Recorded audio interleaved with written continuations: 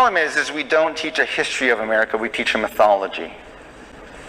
The mythology is that we have a legacy of discovery, we believe in equality, we have a history of expansion, we're exceptional, liberty and justice here exist for everyone, and we're a Christian nation.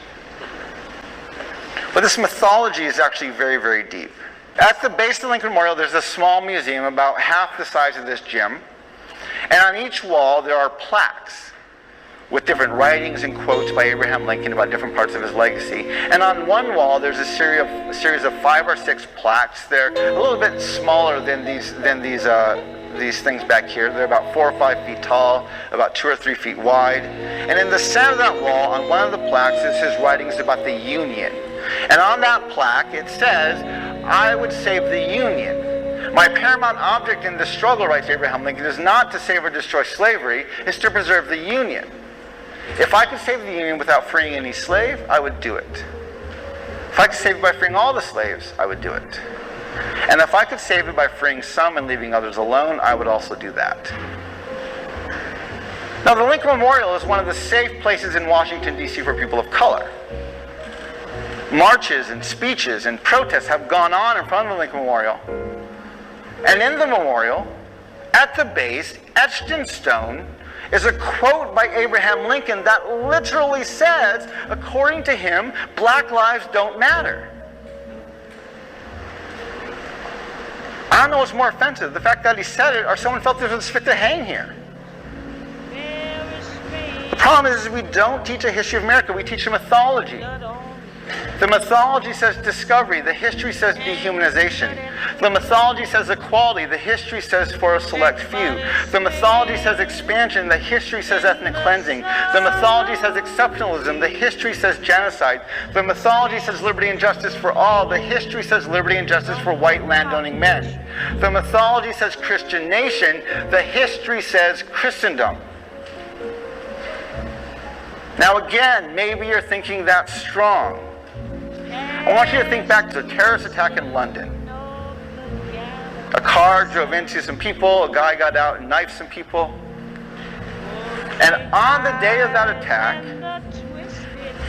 Congressman Clay Higgins, who's from the 3rd District of Louisiana, he's a U.S. congressman, on his public Facebook page, this is what he wrote. "The free world, all of Christendom, is at war with Islamic horror. Not one penny of American treasure should be granted to any nation who harbors these heathen animals. Not a single radicalized Islamic suspect should be granted any measure of quarter. Their intended entry to the American homeland should be summarily denied. Every conceivable measure should be engaged to hunt them down, hunt them, identify them, and kill them all. For the sake of all that is good and righteous, kill them all." U.S. Congressman Clay Higgins, 3rd District of Louisiana, June 4, 2017. Can't be a pessimist because I'm alive. To be a pessimist means that you have agreed that human life is an academic matter. So I'm forced to be an optimist. I'm forced to believe that we can survive whatever we must survive. But the Negro in this country, the future of the Negro in this country is precisely as bright or as dark as the future of the country. It is entirely up to the American people and our representatives. It is entirely up to the American people whether or not they're going to face and deal with and embrace this stranger whom they've maligned so long.